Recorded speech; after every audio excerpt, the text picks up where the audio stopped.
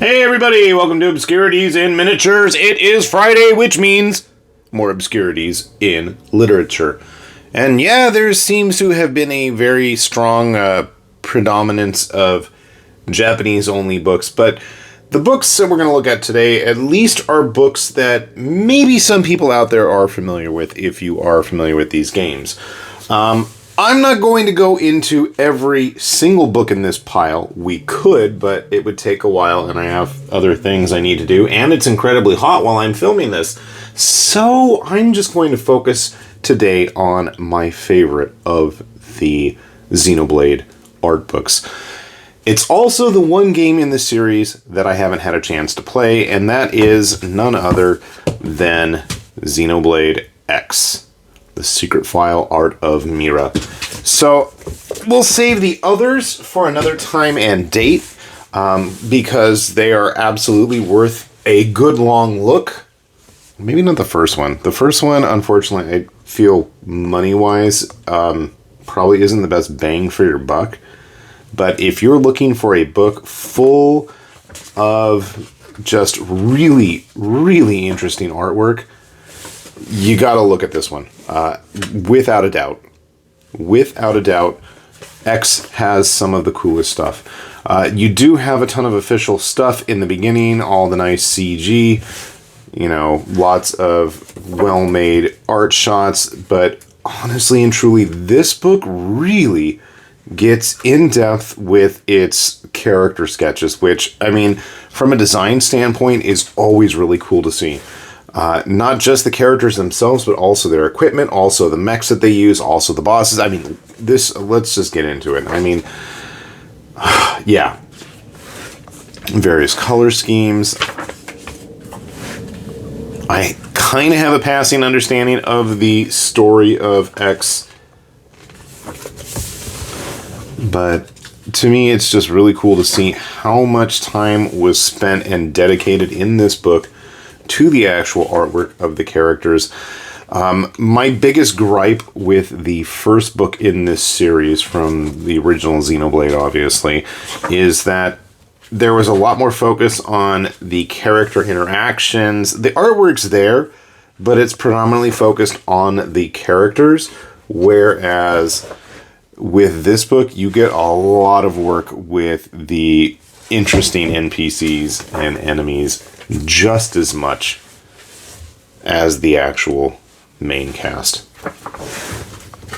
One of the things I also appreciate about this book is that we get to see more of the bad guys.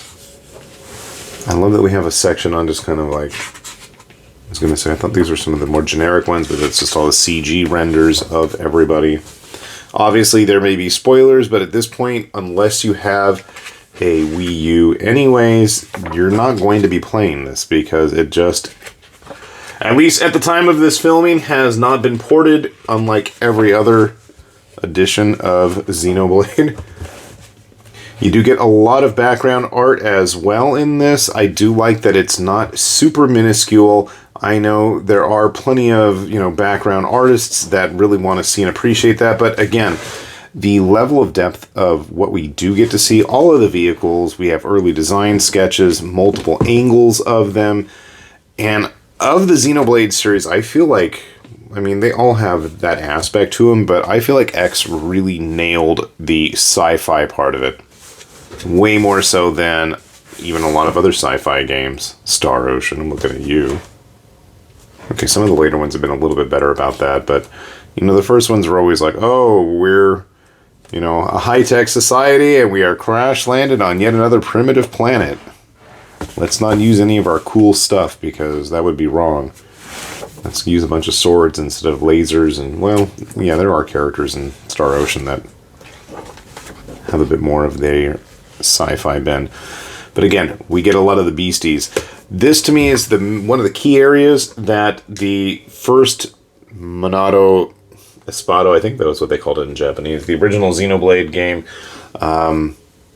really didn't have a lot of in the art book. You're missing out on some of this. And one of the cool things about Xenoblade X, if you're familiar with it, Not only does it have the aspect of the big giant monsters that dwarf you usually as a human, but there's big giant monsters that dwarf you when you're rolling through the scenery in your mechs.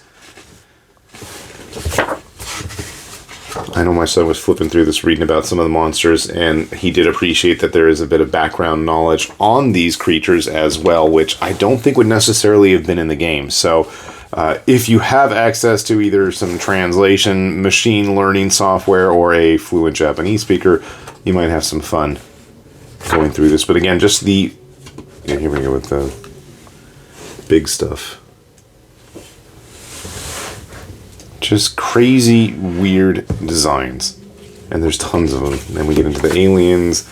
I believe we're already into the bad guys. Now, obviously, major spoilers abound as we start to look at the major boss monsters. But the breakdowns of the mechs, oh man. This is the one thing I really have always been kind of bummed out about the rest of the Xenoblade games, is they never really went all in on the mecha stuff, even though it's prominently featured in all the games, really. But you do get a lot of it in this book.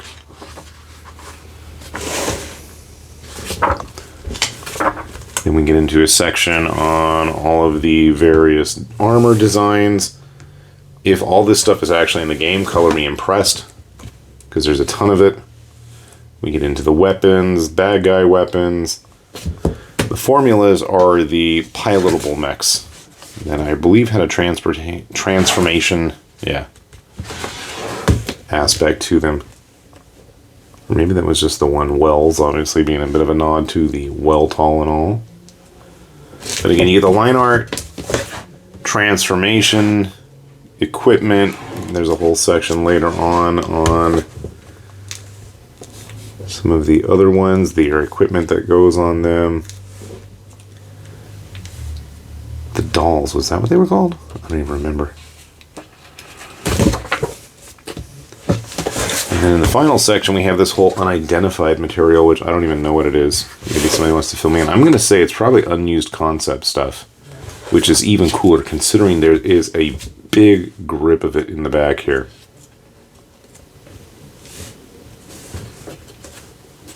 You get the usual interviews. You get some of the main cast conversation points. This is something that's always kind of cool to see. Obviously, if you're not really speaking the language, that's going to be more of a downside, I guess. Typical of the storyboards for major important scenes. And we are slowly rolling to the end.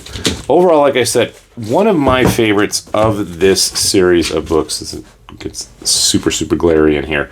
It may not be the biggest. I think at that point, we'd have to give the crown to Xenoblade 3. I want to say that one clocks in at well over 400 pages.